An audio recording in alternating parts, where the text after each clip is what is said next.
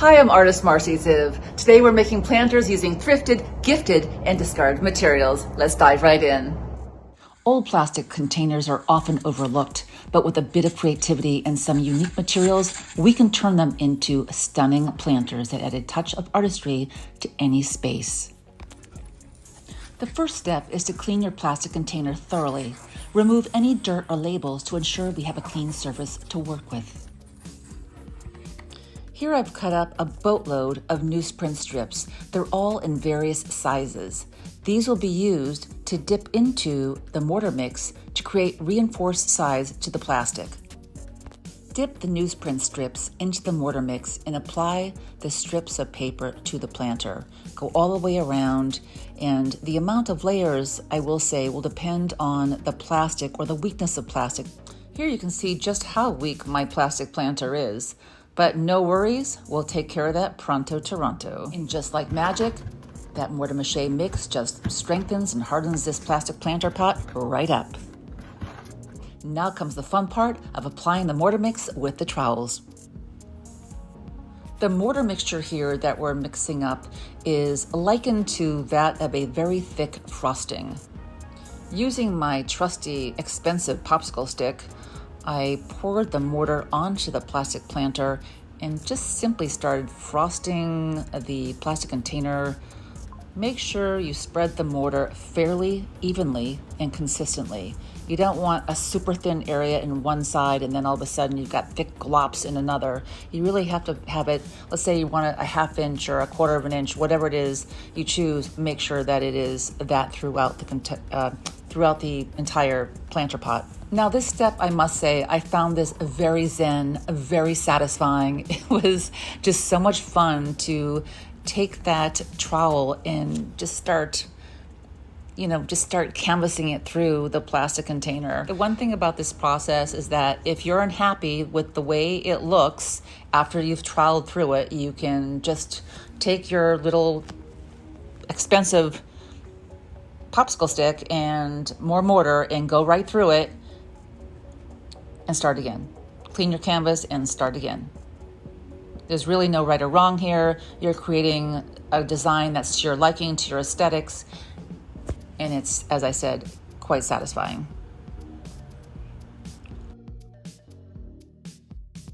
I also found it helpful to put the plastic planter pot on top of another pot that was a little bit taller so that I could rotate the piece and approach the design of the plastic planter in an all-in-one perspective versus trying to do it piecemeal. I suppose it would be pretty awesome if you had a lazy Susan as well.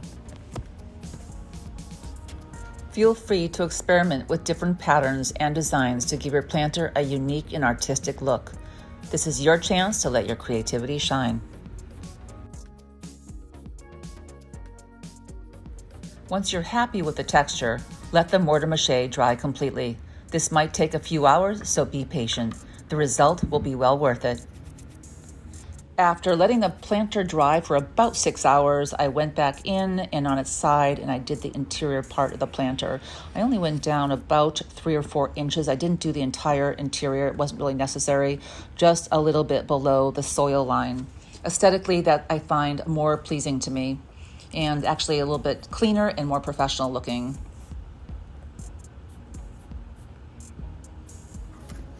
The planter is completely dry and we are now ready to seal it. After the mortar mache is dry, it's important to seal your planter. Apply a clear sealant to protect the surface and ensure your planter is durable and ready for use both indoors and outdoors. If you choose to paint your planter, unlike what I'm doing right now, which I'm just using the raw mortar mache, you can paint it and then seal it with a clear seal that's applicable for use on paint. And here it is, our upcycled plastic planter.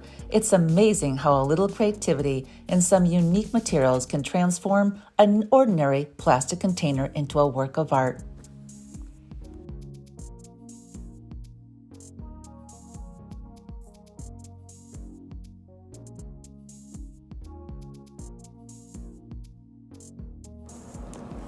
For our super cute planter today, we will be using 5 tiles. Now I'm using the 3x3s, but if you have a larger size, you can use that, whatever your preference. And they should be cleaned with an alcohol, first soap and water, and then just wipe them down with alcohol so that the paint is going to stick to it very easily and successfully. A handful of Sharpie markers of colors of your choosing, E6000 glue, and use some painter's tape, as well as a clear seal for the end of the project to spray the planter. And this is the Krylon Clear Glaze, as well as the Rust-Oleum. Whatever you have around is, fine. If it's one of those, that's great. Isopropyl alcohol, 99% is what you want. And I'm using also a dropper and an upcycled water bottle because I find it easier to pour the alcohol in here and use the dropper to facilitate the alcohol onto the paint. And I think that just about does it. So let's start our painting. Before we begin, I want to share with you some of the really beautiful intricacies of the painting on these tiles. I mean, it's just it looks like a beautiful watercolor. Share with you a bunch of the ones that are just a little unfinished right now, but it's a good stage that you can actually see this. And then this one, which I actually put some floral foam in, this is a finished one, and it has a lot of just cool blending of the colors. I love them. I just think they're just absolutely adorable, and those have to be finished at a later time. Okay, so what I'm going to show you right now is we're going to pour some of the alcohol into this cup. And now my tiles are already clean. I've already cleaned them with alcohol, and they're nice and clean. Okay, so I'm going to take some of my paints and get some good colors going in here. I'm going to use some blues and greens. I'm feeling kind of beachy today, so I am going to use some beachscape and maybe some sunscape colors, maybe some orange and reds towards the end. So for now, what I'm going to do is to take this, and I'm going to do this as one contiguous painting. So basically, I'm going to start like so. And this is totally random. Just let your heart go and sing. I mean, you could do this whole thing blue if you want to, but that'd be kind of, I'm not gonna do that. So make sure that you're using the oil-based Sharpie markers, by the way. That's very important. Okay, and then I'm gonna continue this like so. Don't worry about getting the sides right now. That's going to come later. You can actually do that once the piece has been glued together. You can actually do that. All right.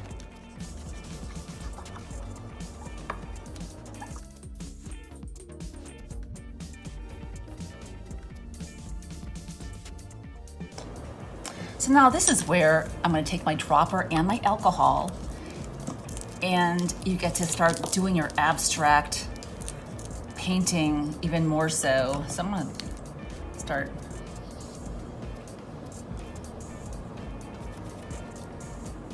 I'm gonna start here because I wanna see how this develops.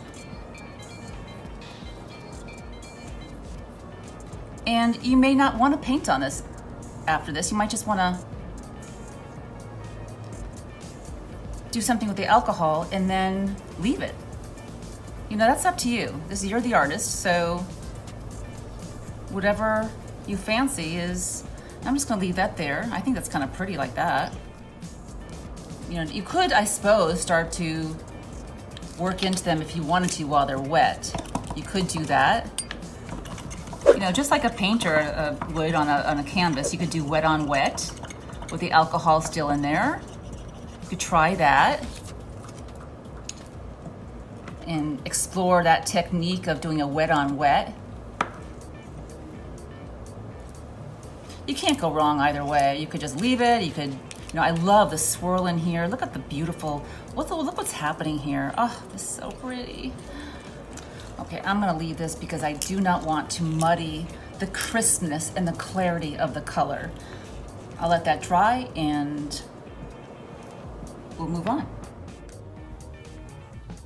This is a really nice, quiet, shady area with minimal wind to spray my pieces. I have my Rust-Oleum ready to go, and I have a respirator mask to cover my face. Of course, no painting is complete without signing it and dating it.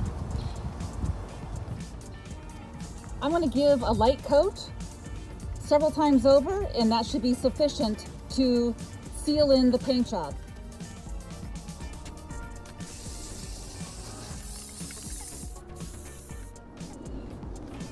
Allow the tiles to dry completely before trying to handle them. We're going to put them together into the planter and do the finishing touches. Now we're at the point where everything's dry, and as impatient as I was, of course, but now is the time for assembling the actual planter, the box. So I'm arranging this. This is going to go on the bottom. That's my signed and dated piece right here. But these look absolutely beautiful. I'm just so thrilled. I love the coloration. Okay, so let's get this going. That looks about, actually I'm gonna do it this way. So this is the order in which I'm going to do them in. So all I'm gonna do is take this and put the glue on the side, nice and neat as you can.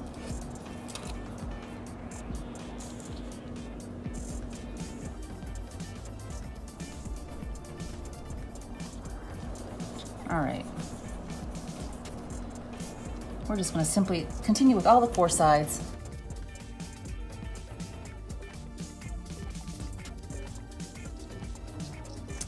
What I did is I put the bottom tile on. All the four sides are taped, and I'm simply adjusting the alignment of this bottom tile. Looks really, really good, because you do want this to be watertight, and you can always add a little sealer in here or in the inside. If there's, if you do the water test and you run water through it and you find that there might be a little leak, it's not a problem at all.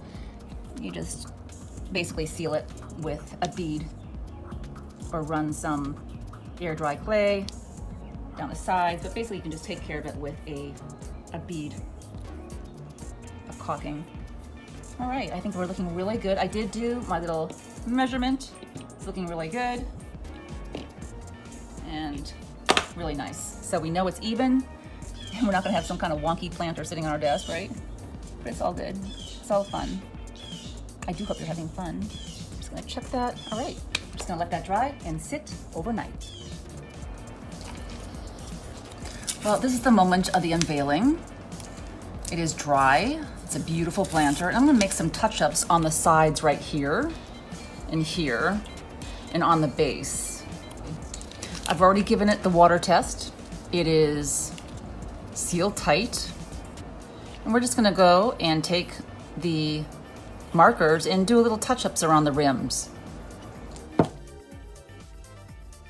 At this point, you can run your fingers over the sides where you joined it with the glue. And if there's any excess, you just wanna simply take that off.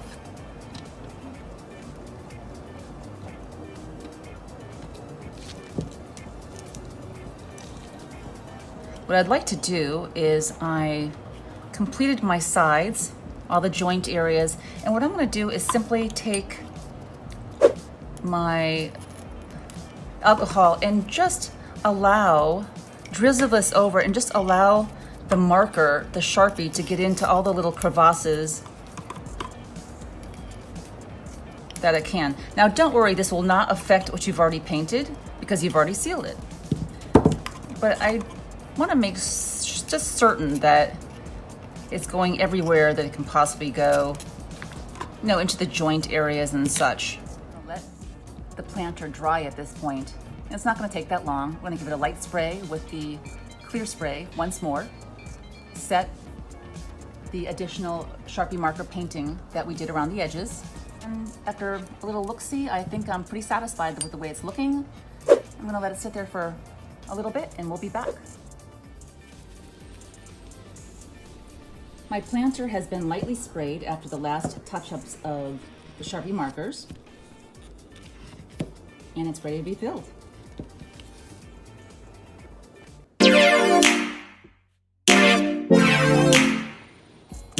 For today's faux Seaglass bowling ball planter, you're going to need the following things.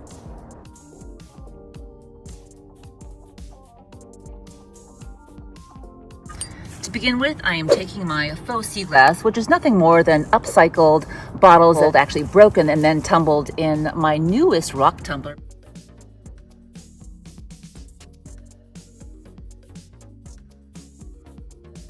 What we're going to do here, we have white spray paint, and we're going to spray the side of the Seaglass that is going into the concrete, the side that you're going to actually embed into the concrete. You're going to paint it white.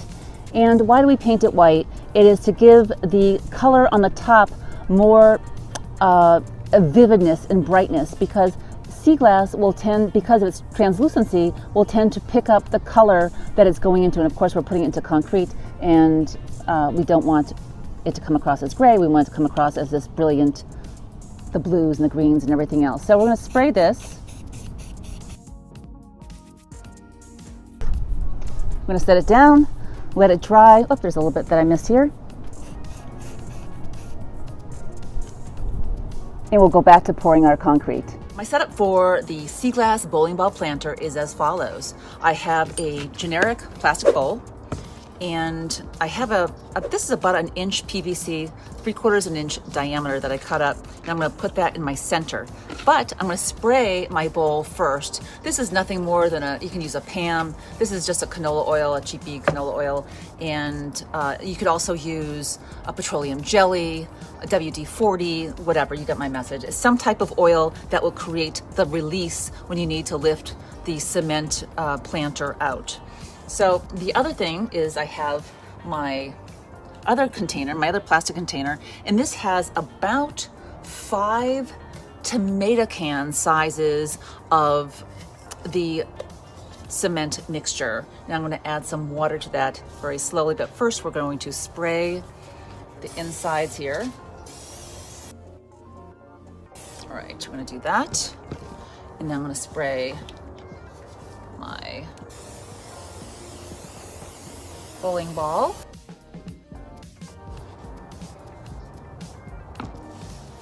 Like so. That's the center. Now we're going to create our mixture of our cement.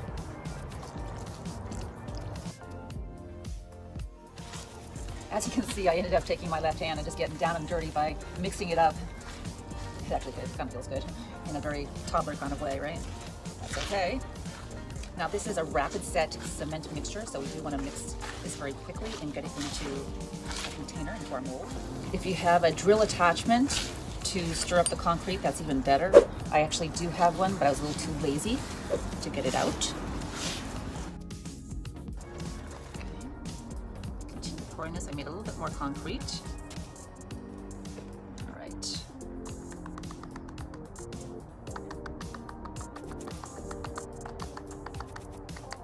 Looks pretty good. We're going to take our glass. I'm going to lay it in on the sides, like so.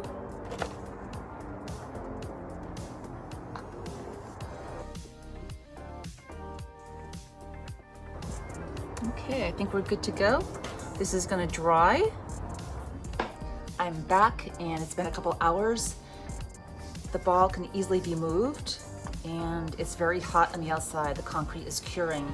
But what I'm going to do is I'm going to help this concrete cure by lifting the ball out and misting the concrete. And I think it cures better when it's like this. It can be sprayed, it can be misted, it can be ponded, is what it's called for curing cement or hydrating the cement.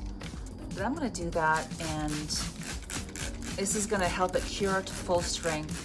And in a couple of days, I'm going to release the mold, is what I'm trying to say.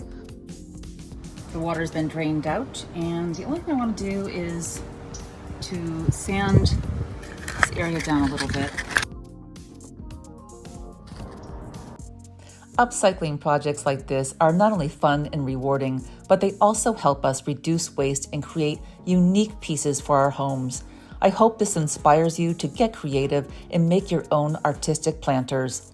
Thank you for joining me, and I'll see you next time in the garden.